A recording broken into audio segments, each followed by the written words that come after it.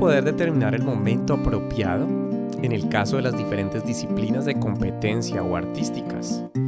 Llevan muchas horas de práctica, entrenamiento para el desarrollo de habilidades que permitan a la persona actuar de manera oportuna y que sepa en qué momento debe actuar de una u otra manera.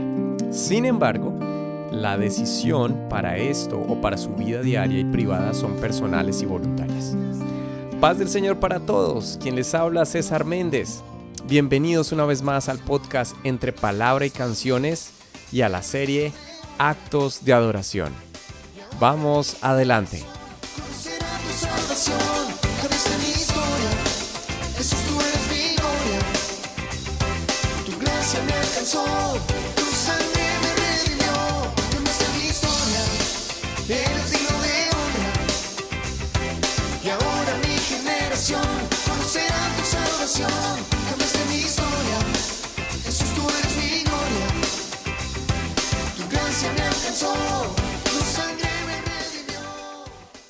Situaciones de la vida van y vienen, pero ahora refiriéndonos a Abraham con la felicidad de ya tener en su regazo el hijo de la promesa a la edad de 100 años, un siglo.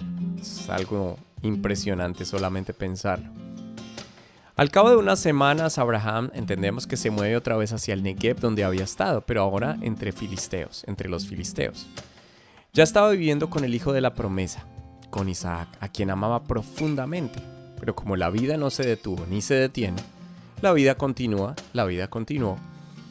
Y así va a ser hasta cuando partamos de este mundo y pasemos a la eternidad. Vamos a ir en este acto de adoración algo muy cotidiano en la vida de Abraham, pero que está registrado en la Biblia y seguramente con un propósito. En el capítulo 21, verso 33 leemos: Y plantó Abraham un árbol tamarisco en Berseba e invocó allí el nombre de Jehová, Dios eterno. Voy a ponerte un poco en contexto y es importante que lo entendamos de esa manera. Aunque Abraham estaba disfrutando de la tierna edad de Isaac, la primera infancia y a la vez la materialización del inicio de la promesa, porque ni Abraham mismo iba a poder ser testigo de toda la promesa cumplida, apenas unos días atrás de este acontecimiento, o de este verso, había tenido que pasar por una dolorosa experiencia. Por la dolorosa experiencia de echar de su casa o de su tienda a su hijo Ismael junto con su madre, la esclava egipcia Agar. De hecho, la Biblia dice en el verso 11 de este capítulo que cuando, por la complicación de tener al hijo de la promesa viviendo al mismo tiempo con el hijo de la esclava, Sara, la esposa de Abraham, le pide a él que eche a Agar y a Ismael.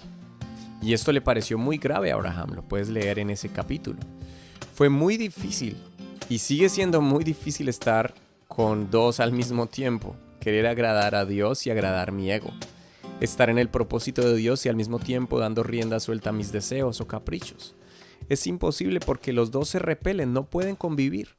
La Biblia hace mención que no se puede servir a dos señores, Jesús lo enseñó muchas veces. No podemos agradar a Dios y al mundo, no podemos agradar a Dios y tener amistad con el mundo. No podemos servir a Dios y al dinero. Aclaro, no es que el dinero sea malo, es el amor o darle prioridad a él, que es la raíz de todos los males. De hecho, el apóstol Pablo lo describe como la alegoría entre Agar y Sara. En su carta a los Gálatas dice que Agar representa la esclavitud y Sara por su parte la promesa, y que nosotros somos hijos de la promesa. Ahora, volviendo al tema, no puedo imaginar el sentimiento tan fuerte que padeció Abraham al desprenderse y despedir a su hijo Ismael. Era su hijo. Y aunque a él le pareció grave, Dios tenía todo bajo control. Dios es autosuficiente, tiene recursos de sobra y le dijo a Abraham que lo hiciera, que tenía que despedir a Ismael, porque también de él iba a ser una nación. Después de este suceso tan difícil, tal vez unos días o semanas más tarde, la Biblia dice que en aquel mismo tiempo, en el verso 22 del capítulo 21 de Génesis, aconteció en aquel mismo tiempo que habló Abimelech y Ficol, príncipe de su ejército, a Abraham diciendo: Dios está contigo en todo cuanto haces. Ahora, ¿quién era este hombre? ¿Quién era Abimelech? Bueno, en el capítulo 20, la Biblia narra otro traspié de Abraham en la ciudad de Gerar, donde Abimelech era el rey. Abimelech era un rey. Era el rey de la ciudad llamada Gerar, que es una ciudad que estaba situada al oeste del Negev, un territorio por el cual Abraham había recorrido y había andado. Y aunque no está en la zona costera, sí fue una de las ciudades más grandes de la región, tanto que Abraham llegó para estar allí y más tarde Isaac también lo va a hacer, también lo hizo. Abimelech conoció a Abraham en medio de una verdad a medias, que resultó una mentira completa, como suele suceder, puesto que le sucedió lo mismo que cuando estuvo en Egipto con su esposa y con todo lo que él tenía. No advirtió que Sara era su esposa, sino que era su hermana, y ella seguía siendo atractiva a pesar de su edad. Lo cierto es que Abimelech, como rey, mandó a traer a Sara a su palacio porque le pareció atractiva. Y en ese momento Dios interviene, como lo puedes leer en el capítulo 20. Y aunque no fue un buen inicio, Dios le perdonó esto a Abraham, también le perdonó a Abimelech esta situación, todo se restauró. Y esto hizo que en medio de las circunstancias y el error de Abraham, pero que contaba con la gracia de Dios, le dio una posición de prestigio para con este rey. Y lo acabé de leer en este verso. El mismo rey, con su séquito y con su general, fue a proponerle a Abraham a modo de juramento que hubiese una alianza de paz entre ellos por generaciones.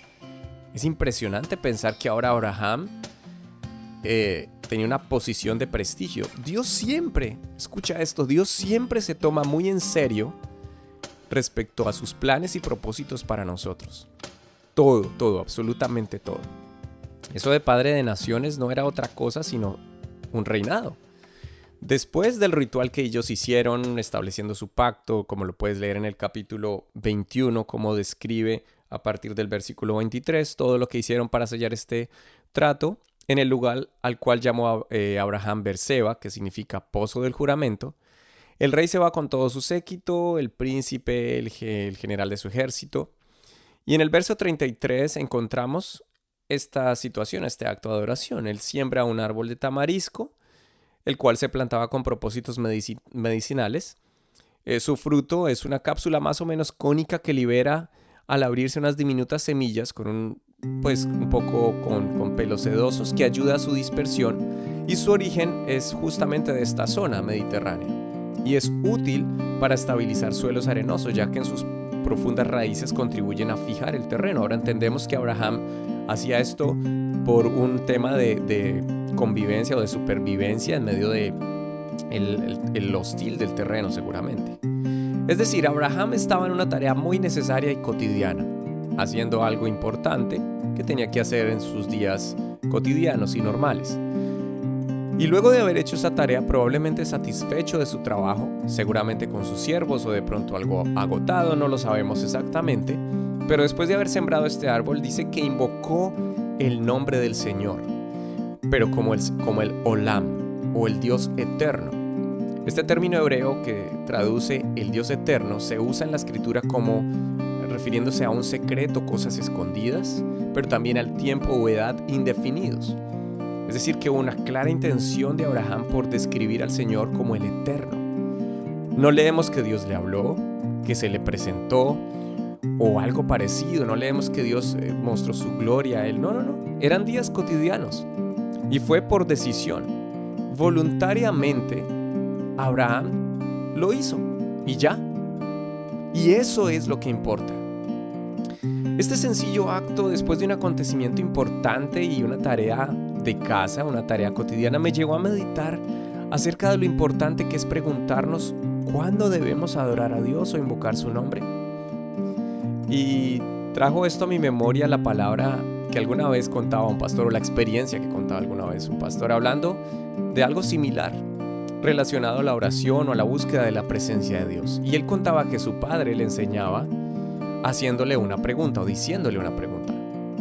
Y entonces la pregunta era: ¿cuándo debes orar o buscar la presencia de Dios? A lo que su padre también respondía: solamente en 2 momentos y nada más. 2 momentos. El hijo estaba expectante, contaba el pastor, era expectante como la respuesta que le iba a dar su padre. Bueno, 2 momentos, listo, y ya, o sea que es muy fácil. A lo que el padre le respondió: cuando sientas y no sientas ganas, cuando quieras y no quieras hacerlo. Interesante. Creo que esa fue la actitud de Abraham y quedó registrada en la Biblia, no para llenar un escrito y ya, un capítulo y ya, un pasaje y ya. Seguro que Dios quiere que no nos conformemos y que sigamos aprendiendo más de Él y de su palabra. Cuando inicias una labor, cuando la finalizas o cuando la estás haciendo, tal vez un negocio, un proyecto, qué sé yo, una tarea cotidiana. Pero pregúntate cómo cambiaría, o tal vez ya lo haces, cómo cambiaría tu vida o nuestra vida si empezamos a aplicar este principio.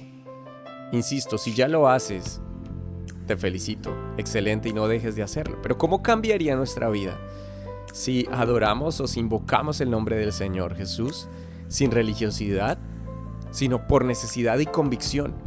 Seguro que nuestra vida entonces irá en crecimiento. Así sean días cotidianos, tareas cotidianas, así sean momentos difíciles o no tan difíciles, así sea lunes, martes, miércoles, no sea un día de ir a la iglesia, de reunirte, de tener una reunión, seguramente estar en familia, llegar del trabajo, qué sé yo. Pero seguramente seguiremos en crecimiento y estaremos aprendiendo y conociendo aún más de Jesús. Un acto de adoración muy sencillo. ¿En qué momento? Después de una tarea cotidiana. No olvides, ¿cuándo debemos adorar a Dios? Cuando sientas y cuando no sientas. Bendiciones para todos. Una vez más, continuamos avanzando en esta serie Actos de Adoración, que estamos llegando al final ya de esta miniserie en la vida de Abraham. Espero que Dios siga hablando a tu vida y que puedas escuchar una vez más los podcasts de Entre Palabra y Canciones. Paz del Señor para todos. Bendiciones. Jesús, tú eres mi gloria, tu gracia me alcanzó.